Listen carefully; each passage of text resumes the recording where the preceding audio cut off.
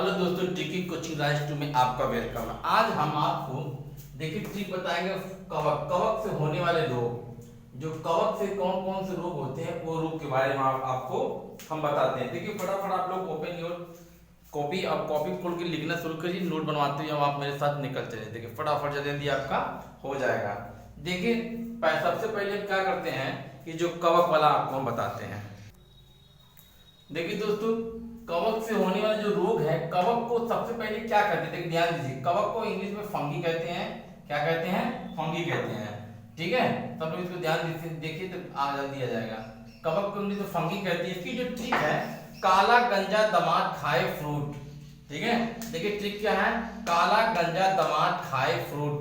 सभी को दिखाई दे रहा है। देखिए काला से देखिए कवक है। देखिए हमने आपको बताया है कि काला से कवक, कवक को मतलब आप ट्री बोले ना तो काला गंजा। देखिए गंजा से गंजापन है। दमाद से देखिए दांत से दांत खाज है, और दांत से दमा है, यानी दमा दांत खाज जो भी है आप लोग लिख लीजिए फटाफट। खाए से मतलब खुजली है। फ्रूट से एथलीट फ्रूट है। ठीक है, देखिए कवक से होने वाले जो रोग है वो गंजापन है, दांत खाज, देखिए दांत खाज, दमा है, खुजली है, एथलीट फ्रूट है। ठीक है, ये सब रोग होते कैसे हैं ये सब हम आपको बता देते, अभी बताते चल रहे हैं। ठीक है, देखिए ये रोग कैसे होते हैं आप लोग धीरे धीरे देखिए। अब नीचे भी देखिए धीरे धीरे आप आते रहेंगे तो आपको देखिए ये भी एक और देखिए इसके ट्रिक में आपको बना है। देखिए दिखाई दे रहा, चलिए देखिए देखिए। ओके, नहीं दिखाई दे रहा?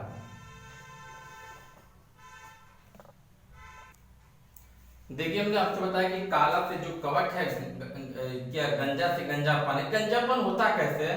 देखिए जब कवक आपके शरीर बाल में जो होता है धीरे धीरे आपको पकड़ता है तो आपके बाल गिरने लगते हैं, जैसे जिसको रूसी कहते हैं। रूसी जानते हैं ना, जो रूसी होती है वो क्या कहती है, गंजापन आपको लाती है। आपके बाल के अंदर खोपड़ी पर एक पपड़ी पपड़ी की समान हो जाती है। ठीक है, क्या होती है? पपड़ी की समान हो जाती है, जिससे इनको बालों को कि सही तरह से पोषक तत्व ना मिलने की वजह से आपके बाल गिरने लगते हैं और गंजापन होने लगता है। देखिए दमा, दांत जो दमा है, दमा जो है किससे होता है? देखिए कवक से होता है। कवक जो फंगी होता है, फंगल इन्फेक्शन होता है। फंगल इन्फेक्शन जानते हैं नहीं? पूरा जो फंगल इन्फेक्शन जो होता है उससे दमा होती है। दमा में क्या होता है, जो आपकी सांस फूलने लगती है।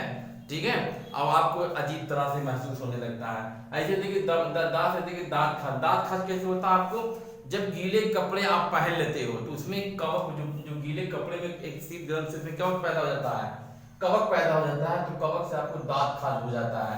ठीक, खाए से देखिए खुजली, ऐसी तरह आपको खुजली होने लगती है कि जब कवक आपको इन्फेक्शन करता है तो आपके शरीर में खुजली तरह खुलाने लगती है। देखिए फ्रूट में एथलीट फ्रूट है। एथलीट फ्रूट जो है जो आपके पाँव में होता है। ठीक है, आप जिससे दौड़ नहीं पाते हैं, ये किससे होता है? कवक से होता है। अब कवक है क्या, कवक क्या है, अब इसके बारे में हम आपको बता दे रहे हैं। देखिए जो कवक है देखेंगे जो कवक, ये कवक एक तरह का इंफेक्शन है। इसको बोलते हैं फंगल इंफेक्शन। क्या बोलते हैं? Fungal infection. नहीं कहते भाई फंगल इंफेक्शन हो गया। फंगल इंफेक्शन होता कैसे है? देखिए जब कहीं किसी चीज की नमी होती है, नमी समझते हैं, जैसे मान लीजिए कोई नमी है, उस नमी में अपने आप जो जो इन्फेक्शन बैक्टीरिया की तरह उत्पन्न होते हैं वो कवक के माध्यम से होते हैं। इस तरह के रोग क्या कहते हैं? फैलाते रहते हैं। अब देखिए आपको हम इसे प्रोटोजुआ बताते हैं। चलिए इतना अगर आपको समझ में आ गया तो प्रोटोजुआ बताते हैं। देखिए प्रोटोजुआ जो है, देखिए इसके नीचे जस्ट है ये प्रोटोजुआ बताते हैं। प्रोटोजुआ देखिए, प्रोटोजुआ को इंग्लिश में प्रोटोजुआ कहते हैं। देखिए इसकी ट्रिक है, पापा काम पर सोते हैं। पापा काम पर सोते हैं। ठीक है, पापा से देखिए प्रोटोजुआ हो गया। देखिए पा से प्रोटोजुआ, ताकि आपको याद रहे। देखिए पापा इसलिए वर्ड लिखा है ताकि आपको याद रहे। पा से देखिए प्रोटोजुआ, पा से देखिए पायरिया, का से देखिए काला ज्वर। नहीं दिखाई दे रहा? चलिए दिखाई देगा, डोंट वरी। आप लोग देखिए देखते रहिए, हम आप ही के लिए कर रहे हैं, दिखाई देगा यार। अभी हाथ मिटाएंगे नहीं, घबराओ मत। का से देखिए काला ज्वर, पा से देखिए पा से देखिए पेचिस, देखिए पा से पेचिस, देखिए मां से देखिए मलेरिया, और देखिए सा से सोने की, मैं सोते मतलब सोने की बीमारी को क्या कहते हैं? निद्रा कहते हैं, इसको स्लीपिंग सिकनेस कहते हैं। अब देखिए इसके जो प्रोटोजोआ एक तरह का क्या जीवाणु होता है, मतलब बहुत सूक्ष्म सूक्ष्म टाइप के होते हैं प्रोटोजोआ, जो आपको क्या करते हैं, देखिए इस तरह की बीमारियां आपके अंदर उत्पन्न करते हैं, यानी पैदा करते हैं, उत्पन्न करते हैं, जो भी समझिए। देखिए पहला है जो पायरिया। ये पायरिया होती कहाँ पर, देखिए दांत में होती। कहाँ थे, दांत है ना, पायरिया दांत में होती, उसमें काले काले हो जाते हैं। क्लियर, जब आप लोग लिखते देखते चलिए आपको समझ में आ जाएगा। ओके, देखिए पायरिया होता कैसे आपको हम बताते हैं। देखिए चुम्बन के द्वारा। किससे होता है चुम्बन, जब आप किस करते हैं, देखिए किस करते हैं तो आपको पायरिया रोग उत्पन्न होता है। इसमें क्या होता है, आपके मुंह से बहुत बदबू आती है। मुंह से क्या आती है आपको, बहुत बदबू। देखिए आप बोल रहे हैं, आप बोलते हैं तो मुंह से बहुत तरह, बहुत बेकार तरह का महकता आपका बदबू देता है, और दांतों के बगल बगल में आपका काला काला सा हो जाएगा। और उसके बाद जब आप ब्रश करेंगे, जब ये कुछ करते हैं तो उसमें मसूड़ों में से खून निकलता है। क्या निकलता है, खून निकलता है, और एक तरह का मवाद टाइप का आता है जो आपको बदबू कर दे। देखिए पायरिया दांत रोगी है। देखिए काला काम पर मतलब का मतलब देखिए काला ज्वर। काला ज्वर जब जानते हैं कि जो आपको बहुत तेज बुखार जो होता है, आपकी जड़ी अंदर जड़ों में जो होता है, आपके हड्डियों टाइप जहाँ जहाँ होता है, ये सब ये काला ज्वर हो गया। देखिए माँ को तो मलेरिया जानते हैं कि मच्छर के काटने से होता है, ठीक है। उसमें जो प्रोटोजोआ लगा उसमें लार्वा अपना छोड़ देता है मलेरिया।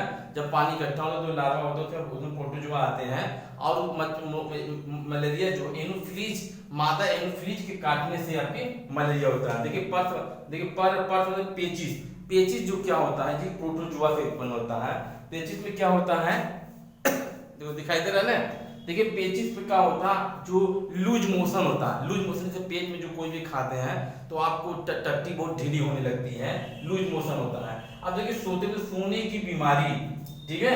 अब सोने की बीमारी में ये होता है कि जब ये जो स्लीपिंग सिकनेस होती है, जब प्रोटोजोआ से होती है। प्रोटोजोआ मतलब क्या, जो खुली चीजें हम मार्केट की जब कोई चीज खाते हैं, जलेबी घुगनी कोई भी चीज खुली चीज खाते हैं तो स्लीपिंग सिकनेस है। स्लीपिंग सिकनेस में क्या होती है कि हम जैसे पढ़ते लिखते कुछ भी करते तो हमको बहुत तेज से नींद आती है। क्या आती है, बहुत तेज से नींद आती है। इतनी तेज मतलब नींद आती है कि हम कोई कार्य ही नहीं कर पाते, हर बार हमको नींद लगती है। ये स्लीपिंग सिकनेस है, ये आपकी क्या बीमारी। इस बीमारी में व्यक्ति क्या होता है, रात दिन सोता ही रहता है, उसको कोई काम से कोई वो नहीं पड़ता है।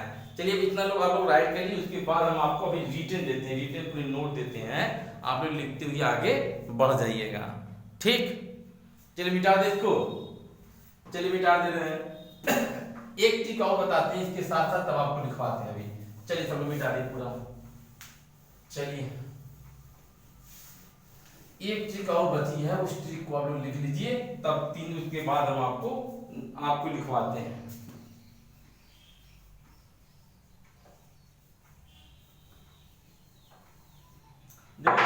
क्रीम, अब देखिए, अब इसको देखिए क्रीम से होने वाले रोग। देखिए क्रीम जानते हैं, जो कीड़े पड़ते हैं पेट में, वो क्रीम से होने वाले रोग हम आपको बताते हैं। कौन सा रोग, क्रीम से, ठीक है। देखिए सब लिख लीजिए, पहले उतना लिख लिया ना, मिटा देंगे नहीं, घबराइए मत, डोंट वरी एकदम। देखिए जी अगला ट्रिक, तीसरा वाला जो ट्रिक है वो आपको हम ये बता दिए, क्रीम रोग से होने वाले रोग। देखिए क्रीम को पहले इंग्लिश में वार्म कहते हैं, वार्म माने कीड़े, ठीक है। जो पेट में बच्चों के कीड़े पड़ जाते हैं, हम लोग कीड़े पड़ जाते हैं, क्रीम से होने वाले रोग। इसकी जो ट्रिक है, देखिए फनाटा है, फनाटा पंखा चलाते हैं ना, फनाटा समझ देखिए, फैनाटा जी, फनाटा। यह से देखिए फाइलेरिया है, फाइलेरिया को हम लोग क्या बोलते हैं, हाथी पांव। क्या बोलते हैं, हाथी पांव किससे, तो मादा क्यूलेक्स मच्छर के काटने से। फीमेल जो होती है, फीमेल को मादा कहते हैं, मादा क्यूलेक्स मच्छर काटने से आपको क्या होता है, फाइलेरिया होती है, ठीक है। फाइलेरिया जो क्या होती है, जो मादा मच्छर जो काटती है आपके अंदर, तो एक तरह के कीड़े छोड़ देती है आपके अंदर, तो आपके जो अंडकोश होता है, जो अंदर जाके जहाँ वो पैदा हो जाते हैं कीड़े, और आपको पैर हाथी के समान हाथी हो जाते हैं, इसलिए उसे हाथी पांव कहते हैं, ठीक है कि नहीं। अभी हम आपको नोट भी देते चलेंगे, अब घबराइए मत एकदम। देखिए ए से एस्केरियस है, एस्केरियस, देखिए एस्केरियस ये जो बड़े आग पे कीड़े पड़ जाते हैं, जिसको केचुआ बोलते हैं, जो पेट में बड़े बड़े केचुआ आपके पड़ जाते हैं, इसकी दवा है जो अल्बेंडाजोल। जिसको किसी को पड़ा है तो अल्बेंडाजोल आप खाएगा वो सही हो जाएगा, ठीक है। देखिए यह देखिए नारू रोग, नारू जो क्या भारत में देखिए बहुत से लोग नारा उठा जाती है, काफी भारी सामान उठा लेते हैं तो उनकी नाड़ू बढ़ जाती है, उसी को देखिए नाड़ू कहते हैं। भारत में देखिए पूर्णतः उन्मूलन है। देखिए टी से देखिए टीनिमस है। टीनिमस जो सुअर के मांस खाने वाले व्यक्ति होते हैं उनमें टीनिमस होते हैं। इसको पेटारी भी बोलते हैं। पेटारी बताया था ना कि जो कच्चे मांस खाते हैं तो उसमें एक तरह के सफेद सफेद कीड़े एकदम रस्सी के समान हो जाते हैं। उनकी आंतों में क्या होता है, ऐसी जाला बना के बने रहते हैं और उनको क्या करते हैं, बहुत चुभते रहते हैं। कभी कभी तो अंदर के मांस भी वो खाने लगते हैं अगर पेट में मतलब भोजन नहीं रहता है। तो इस तरह देखिए क्लीन रोग से होने वाले जो रोग 1 2 3 4 ये फाइलेरिया देखिए आप यूपी बोर्ड में बहुत इंपॉर्टेंट है। इसमें फाइलेरिया हाथी पाँव आता है, 3 तो मतलब उतना कम है, उतना आते नहीं, लेकिन इसको आपको बहुत ध्यान देना पड़ेगा।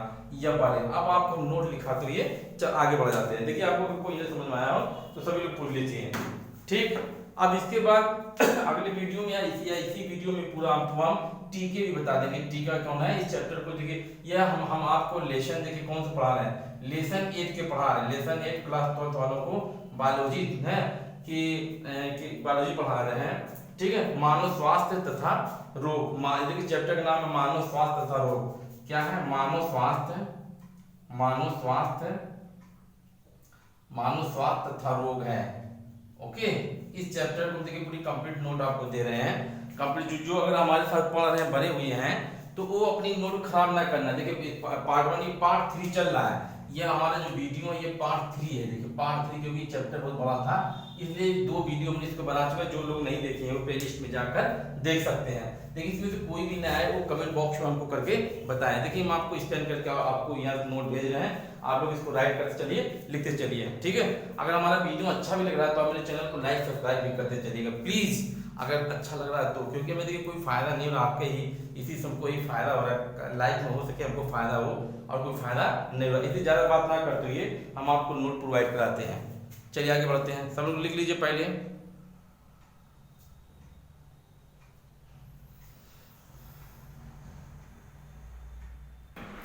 देखिए दोस्तों देखिए ये क्या है, फाइलेरियासिस है, इसको हाथी पाँव कहते हैं। देखिए हाथी पाँव, ये इसी को फाइलेरिया कहते हैं। फाइलेरिया ना फाइलेरियासिस भी कहते हैं इसी का। देखिए ये रोग क्यूलिक्स मच्छर द्वारा फैलता है। ये देखिए ये ऐसे क्षेत्रों में अधिक होता है जहाँ मच्छर अधिक होते हैं, वह दूषित जल का प्रयोग किया जाता है। ये रोग एक देखिए है ना, ये रोग एक देखिए निम्टोड वाउचेरिया ब्रैक्टिफास्ट नामक परजीवी से होता है जो लसिका वाहिनियों में रहता है। इस परजीवी को जीवित और मृत दोनों अवस्थाओं से रोग होता है। जीवित अवस्था में यह देखिए एलिफेंटियासिस या फाइलेरियासिस नामक रोग उत्पन्न करता है। इसे हाथी पाँव भी कहते हैं। इस रोग में लिम्फ वाहिनियों को एंडोथेलियम कोशिकाएं विभाजित होकर दीवारों को मोटा कर देती हैं। शुरुआत में रोगी को हल्का बुखार व दर्द, शरीर में दर्द बना रहता है। लसिका नोड के ऊतक व अन्य अंगों में जैसे यकृत, प्लीहा, अंडकोश, टांगों आदि में सूजन से इनका आकार बढ़ जाता है। देखिए इन अंगों में सूजन आने के बाद लसिका बहने से ट्यूमर बन जाता है। इस रोग से गंभीर अवस्था में टांग का आकार की सूजक बढ़ जाता है तथा इस अवस्था को हाथी पाँव कहते हैं। इस रोग का संचरण क्यूलिक्स मच्छर द्वारा तीसरे चरण के लार्वा माइक्रोफाइलेरिया की अवस्था में होता है। क्यूलिक्स मच्छर द्वारा किसी मनुष्य को काटने पर लार में माइक्रोफाइलेरिया लार्वा स्वयं प्रवेश कर जाता है। तत्पश्चात यह रक्त में लसिका वाहिनियों में पहुँच कर वयस्क में रोग संक्रमण कर देता है। चलिए पहले सब लोग लिखिए, पहले बढ़िया सही से। देखिए हमने आपको पढ़ के बता दिया ना, लिखिए।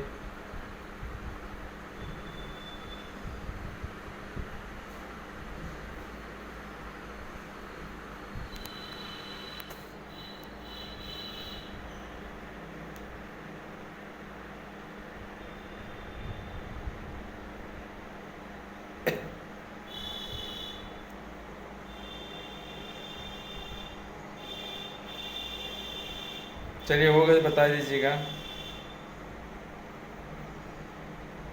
चलिए आगे बढ़ें। चलिए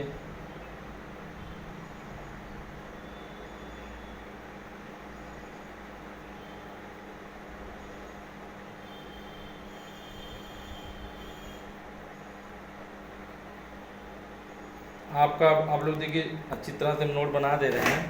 आप लोग इसको देखिए लिखते चलिए आगे। चलिए आगे बढ़ते हैं। देखिए मादा कीड़ों संक्रमित व्यक्ति की रुधिर में माइक्रोफाइलेरिया लार्वा को मुख्यतः रात के समय प्राप्त करती है, क्योंकि रात में लार्वा संक्रमित व्यक्ति की त्वचा के रुधिर वाहिनियों में आ जाता है। देखिए इतना लिख लीजिए पहले फाइलेरिया के बारे में। अब इसके हम रोकथाम के बारे में आपको बताते हैं। ओके,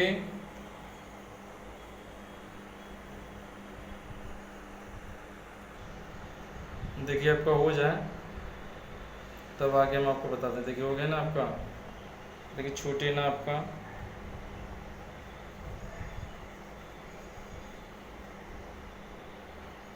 चलिए रोकथाम देखिए, देखिए रोकथाम में इस रोग से बचाव के लिए मच्छर व उनके लार्वा को नष्ट कर देना चाहिए तथा मच्छर काटने से बचना चाहिए। वैसे कृमियों को मारने के लिए आर्सेनिक और निर्मित दवा में एमएसजेड का प्रयोग किया जाना चाहिए। माइक्रोफाइलेरिया लार्वा को मारने के लिए डाइमिथाइल कार्बोमोनोजाइन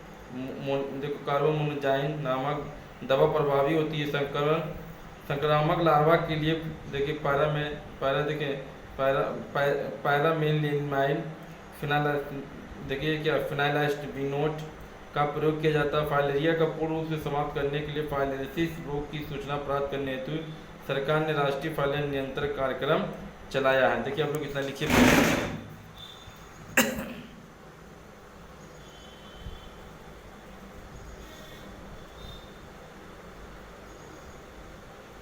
चलिए हो गया, आगे बढ़ें। आप लोग पूरा लिख लीजिए। फाइलेरिया जिसे हाथी पाँव कहते हैं, देखिए ये किससे होता है फाइलेरिया। ये क्रीम से होने वाला रोग है। ये क्या होता है, ये कीड़े अंदर जो मच्छर के काटने से होता है। देखिए आप लोग को बता दिया ना लेक्चर, बस इसी तरह। चलिए हम आगे बढ़ते हैं अब।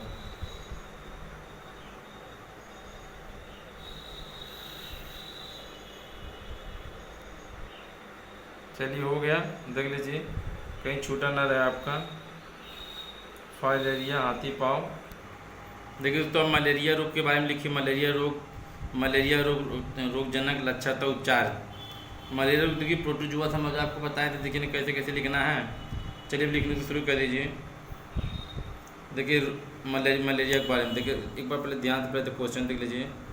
मलेरिया रोग, ठीक,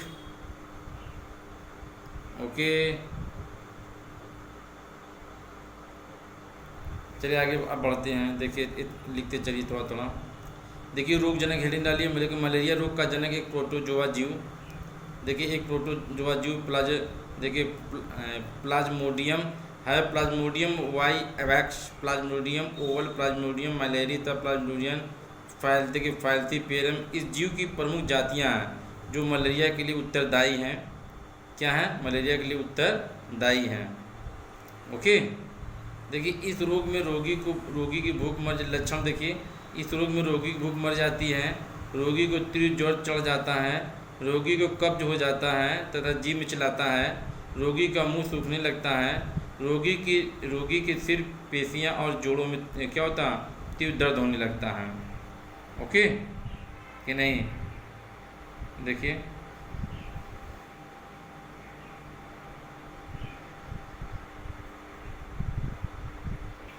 सब लोग लिख लीजिए तो हम आगे बढ़ें। इतना हो गया आपका। मलेरिया को देखिए छूटने ना पाए। अब आगे चलिए, देखिए हम आगे आते हैं। मलेरिया के उपचार के 300 वर्षों से पुरानी परंपरागत औषध बनी हुई है। ये Dutch Indies, Bharat, Peru, Lanka आदि देशों में सिनकोना वृक्ष की छाल के सस से बनाई जाती है। ये रोगी के रुधिर में उपस्थित प्लाज्मोडियम की सभी प्रस्थाओं को नष्ट कर देती है। कुनैन से मिलती जुलती कृत्रिम औषधियाँ एटिब्रिन, देखो वैक्सोक्रीन, एम्बिन, मेलोसाइड, मेलुब्रिन, न्यूकाडेसोदिन, देखिए कोमेक्विन, क्लोरोक्विन आदि आजकल प्रचलित है। पेलुड्रीन, देखिए मेपाक्रीन, देखिए पेंटाक्विन, डायराप्रिम, देखिए प्राइमाक्विन एंड प्लाज्मोडियम रोगी के यकृत में उपस्थित प्लाज्मोडियम की प्रस्थाओं को भी नष्ट कर देती है। ठीक है, देखिए आपको एकदम सही होना चाहिए।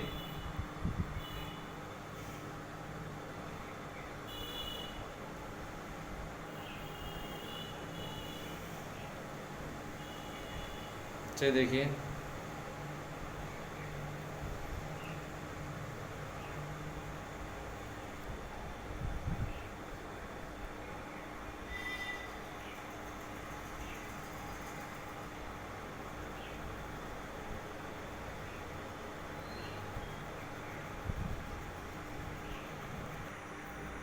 देखिए दोस्तों थोड़ा चमक रहा था, लाइट आ गई। अब देखिए बचाव और नियंत्रण, देखिए कि छूटा ऑर्डर नहीं है किसी का, देखिए छूटा ऑर्डर है बता दीजिएगा, देखिए छूटने न पाए। चलिए बचाव नियंत्रण देखिए, मलेरिया से बचाव और इसके नियंत्रण के लिए निम्नलिखित उपाय हैं। तालाब और गड्ढों में पानी जमा नहीं रहने देने चाहिए। आप लोग लिखिए, उसके बाद हम आगे बढ़ते हैं।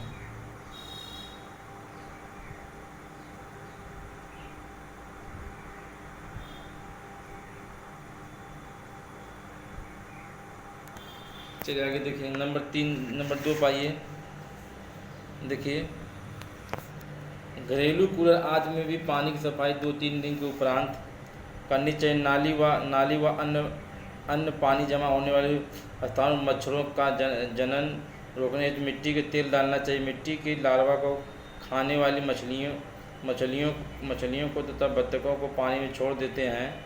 देखिए यूटिकुलेरिया जैसे पादपों को पानी में उगाते हैं। देखिए 3 मच्छर के जनन स्थानों को नष्ट कर देना चाहिए। नालियों को खुला नहीं छोड़ना चाहिए। DDT BST आदि का प्रयोग मच्छर को नष्ट करने हेतु करना चाहिए, परंतु इन दोनों का प्रयोग भारत में प्रतिबंधित है। क्लोराक्विन देखिए प्राइमोक्विन डाराप्रीम दवाओं का प्रयोग रोगी को स्वस्थ रखने में सहायक होता है। मच्छरों को दूर भगाने हेतु एलाउड तेल व क्रीम मच्छरदानी का प्रयोग करना चाहिए। उसे देखिए मलेरिया की दवा क्विनापेप्रिड सबसे अच्छा माना गया है, ताकि आप देखिए आ जाए सही। देखिए आप लोग लिखिए, उसके बाद हम आगे बढ़ते हैं। फिर पहले आप लोग लिखिए इतना,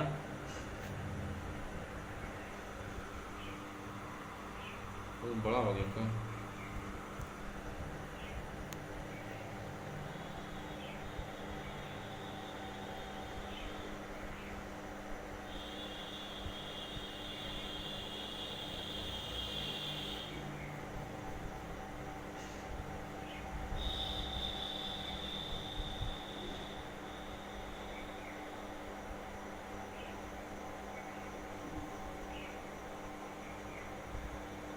चलिए अब आप लोग लिख लीजिए, चलिए आगे बढ़े। आप देखिए लिखते चलिए, छूटने न पाए आपका।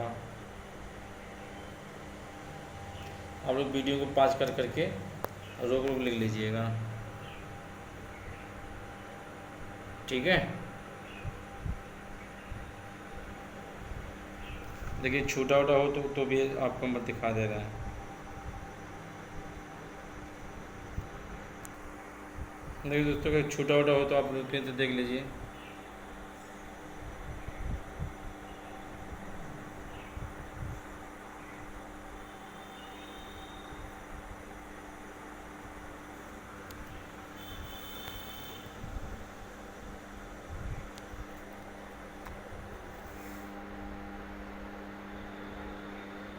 ओके चलिए आगे बढ़ते हैं। देखिए अगला जाते हैं आप एकदम एस्केरिस।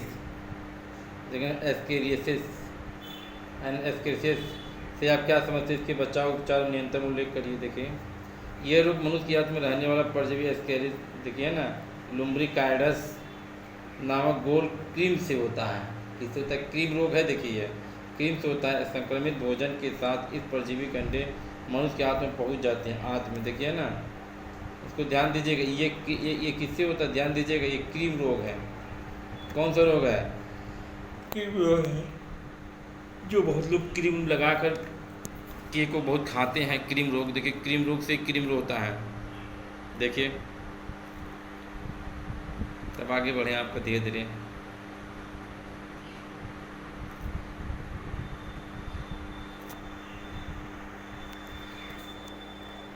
चलिए हो गया आपका, कर लीजिए।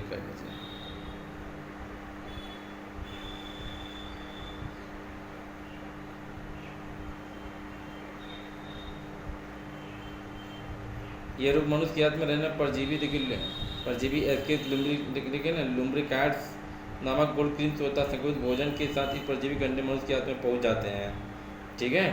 देखिए आंत में, देखिए अब देखिए आगे, आंत में इसका लार्वा छेद करके हृदय फेफड़े यकृत को संक्रमित करता है। यह परजीवी हमारी आंत में पचे हुए भोजन पर निर्भर करता है। आंत में इसकी संख्या 500 से लेकर देखिए 5000 हो सकती है। देखिए लक्षण व रोग जनक, देखिए जनकता। इस रोग के मुख्य लक्षण है पेट में दर्द, उल्टियाँ, देखिए अपेंडिसाइटिस, अतिसार, गैस्ट्रिक। देखिए गैस्ट्रिक अल्सर देखिए किस होता है, गैस्ट्रिक अल्सर देखिए है ना। देखिए और क्या है, तनती, देखिए डिलियम, घबराहट, ऐंठन आदि होता है। ओके। परजीवी के हाथ में इस परजीवी का होने का कोई विशेष नुकसान नहीं होता, किंतु संक्रमित बालक कुपोषण का शिकार होकर दुर्बल हो जाते हैं। क्या हो जाते हैं, दुर्बल हो जाते हैं। इनकी वृद्धि मंद हो जाती है। रोगी को हमेशा वमन है, वमन माने उल्टी, वमन की इच्छा बनी रहती है, जिससे मन व मस्तिष्क बेचैन रहता है। आत्मस्केल की संख्या अधिक होने पर पेट दर्द, भूख न लगना, अनिद्रा, दस्त, उल्टी आदि लक्षण विकसित हो जाते हैं। स्केल द्वारा रोगी को उंडुक समझते अपेंडिक्स अवरुद्ध हो जाता है, जिसके उदारशील व उंडुक पुच्छपोथ विकार हो जाते हैं। रोगी को पित्तनली, अग्नाशय, देखिए अग्नाशय नली आदि में स्कैरिस के फंस जाने पर स्थिति गंभीर हो जाती है। स्कैरिस रोग के शरीर में घूमता रहता है, जिससे फेफड़ों आदि की दीवारों व रक्त कोशिकाएं घायल हो जाती हैं, जिससे रक्तस्राव प्रारंभ हो जाता है। फलस्वरूप रोगी दुबला देखिए क्या हो जाता है, देखिए फलस्वरूप रोगी दुर्बलता, सूजन, ऐंठन आदि का शिकार हो जाता है। शिशु स्कैरिस देखिए विपत्तिगामी भ्रमण द्वारा रोगी के मस्तिष्क, वृक्क, नेत्र, मेरुदंड आदि में प्रवेश कर जाता है, जिससे इन अंगों को हानि पहुंचाता है। चलिए आप लिख लीजिए। देखिए आगे नहीं बढ़ेंगे जब तक इतना नहीं होगा, पर इतना कर लीजिए।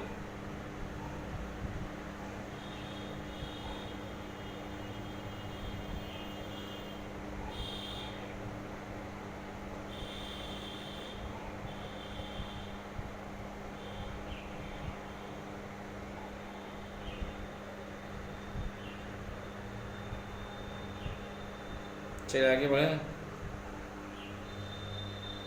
देखिए छूटा रनर है आपका, फिर आपको दिखा देते हैं।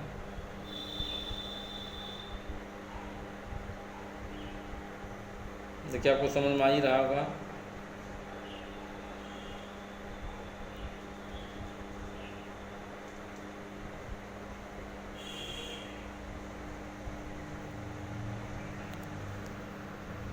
चलिए अब आगे चलते। देखिए रोकथाम।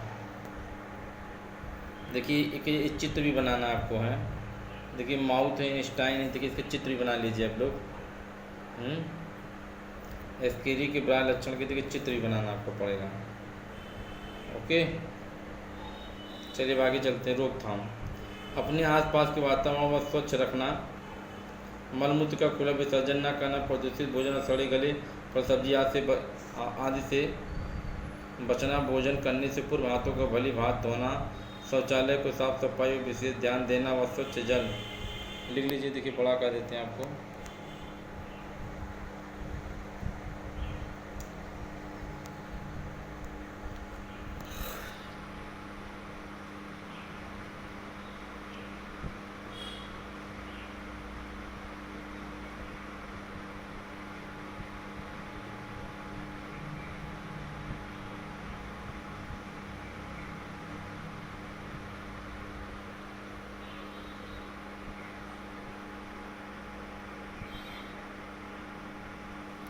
चलिए अब आगे बढ़ते हैं। देखिए इतना अगर आप लोग लिख लिए हूँ, थोड़ा पहले स्केच पूरा करवाना आपका। चलिए स्केच में देखिए चित्र लेकिन बनाना नहीं है। देखिए स्केच यही स्केच है। देखिए दिमाग देखिए फीमेल और मेल कैसे कैसे होते हैं ये देखिए। ओके देखिए थोड़ा भी और बाकी है, थोड़ा और लिखिए। स्केच थोड़ा बड़ा है। देखिए प्रयोग करना आदि इस रोग की रोकथाम के प्रमुख उपाय हैं। रोग होने पर देखिए पूरा एक ही लिखिएगा। प्रमुख उपाय रोग होने पर, ओके होने पर इस परजीवी को मारने के लिए देखिए ना पाइपाप्राजिन सिस्टेट तथा पाइपाप्राजिन फास्फेट औषधियों का प्रयोग किया जाना चाहिए। इसके अतिरिक्त देखिए मेमेंडा, देखिए अल्बेंडाजोल हमने बताया था, मेंडाबिलजोल है ना, देखिए पैराडेंटल पोमोएट व एल्बेंडाजोल औषधियाँ इस रोग के प्रमुख इलाज की जाती हैं। ठीक है। देखिए निदान और चिकित्सा। एस्केरिस रोग के संक्रमण की पहचान रोगी के मल व उसके अंडों की उपस्थिति से होता है। एस्केरिस द्वारा होने वाला रोग एस्केरिस कहा जाता है। रोगी के हाथ में क्रीम को निकालने हेतु बथुआ का तेल ऑयल आप देखिए ना, देखिए डिमोटोड, देखिए मीबेंडाजोल या जीटोसिस्टमाल पी या हेटाजान या वर्मिसोल या केटॉक्स जेंटेल एंटीपार एल्कोपार डिस्कैरिस आदि औषधियाँ प्रयोग की जाती हैं।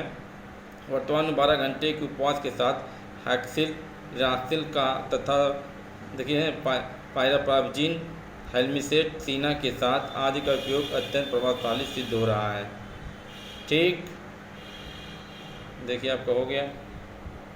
देखिए पढ़ा करके आपको दिखा दे रहे हैं। देखिए कोई भी वर्ड छूटे ना।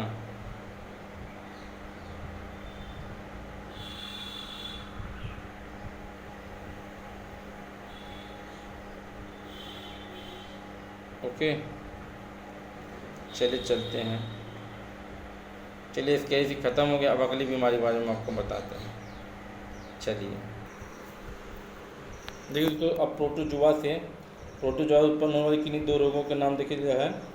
प्रोटोजुआ से जो पेचिस होता है, देखिए पता ना, पास से प्रोटोजुआ, पास से पेचिस। अब इसके बारे में आपको लिखाते हैं। ओके, चलिए आप लोग आइए।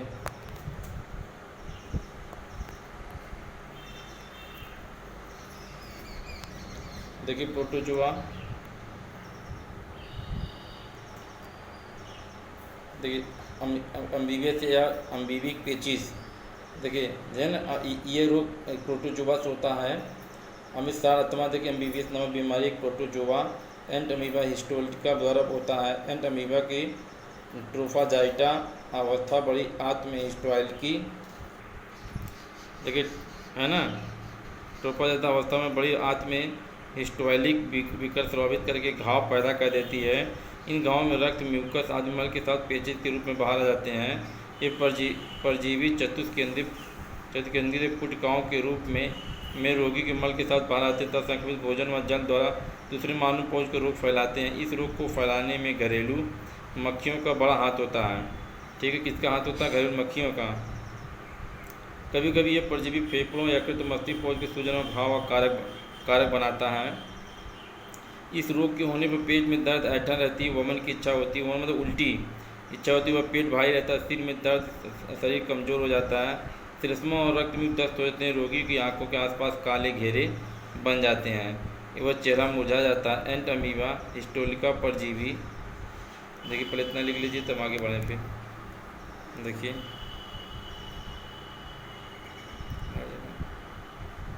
लाइट से अच्छा दिख रहा है।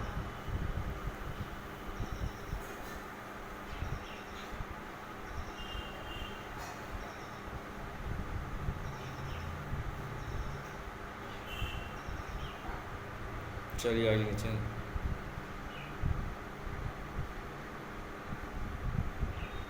काले घेरे बन जाता है तो चेहरा मुरझा जाता है। एंट अमीबा हिस्टोलिका परजीवी एक आकार का शरीर 20 म्यू से 30 म्यू का व्यास होता है। इसका शरीर एक मोटे तथा देखा क्या होता है, भदौरे पाद युक्त होता है।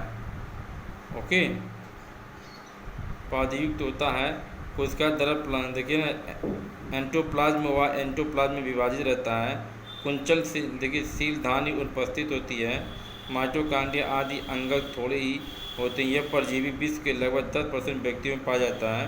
वह सिर्फ 3% को प्रभावित करते। देखिए ये चित्र आपको बनाना है। देखिए चित्र जो है, ये चित्र आपको बनाना भी पड़ेगा,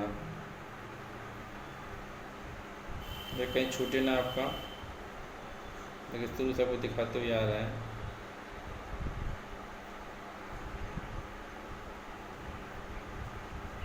ठीक,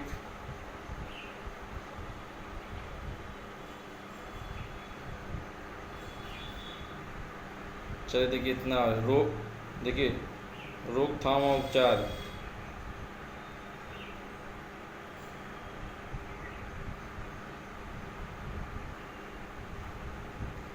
देखिए रोकथाम और उपचार।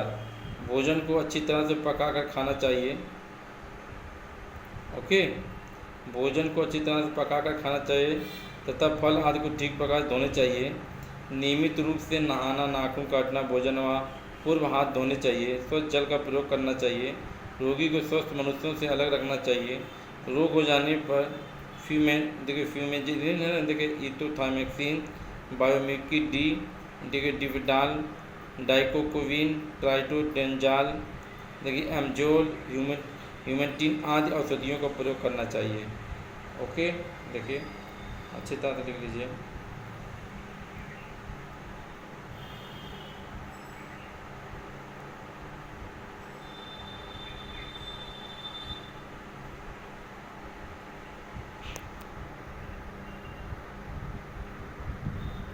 चलिए देखिए ये पेचीज भी ख़त्म हो गया। देखिए जितना है कोशिश करें इसी वीडियो में ख़त्म हो जाए, अच्छी बात नहीं, कोई बात ही नहीं है, नहीं एक वीडियो में और बनाना पड़ेगा। चलिए हो गया। देखिए ऊपर कोई छूटा वाला नहीं है आपका ना।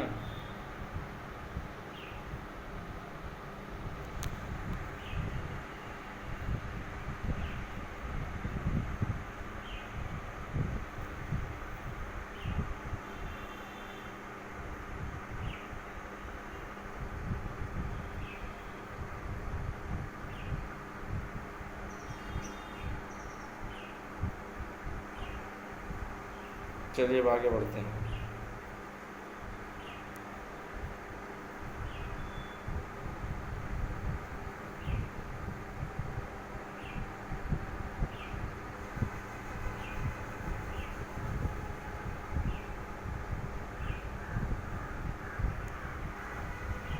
देखिए चित्र भी इसे बना लीजिएगा।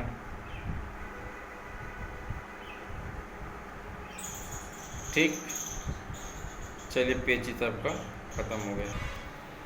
चलिए दोस्तों अगला हेडिंग है टीकाकरण पर संक्षिप्त टिप्पणी लिखी, बहुत आता है टीकाकरण। सब देखिए फटाफट फटाफट इस पर लिखाना शुरू करें।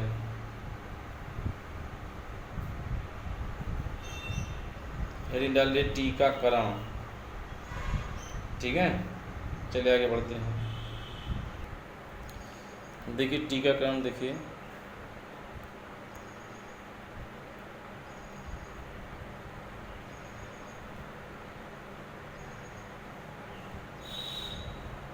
सफ़ा दिखाई दे रहा है।